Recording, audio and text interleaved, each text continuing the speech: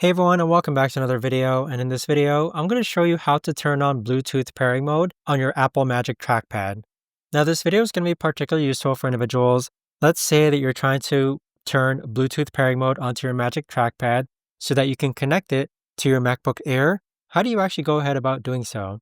Now, I initially thought there was some sort of Bluetooth button on here, but what essentially ended up being is that first you want to make sure that your Magic Trackpad is charged.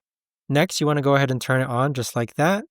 And then once it's turned on, you should see it under nearby devices under Bluetooth. So right over here on my MacBook Air, this right here is my Magic Trackpad.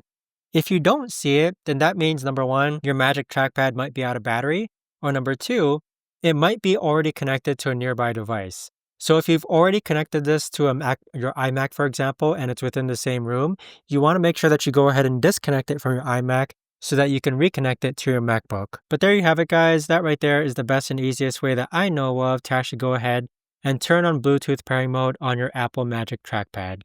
If you guys know of a better or easier way to actually do this, let me know in the comments down below. I would love to know. Thanks so much for watching, and I'll see you guys all in the next video.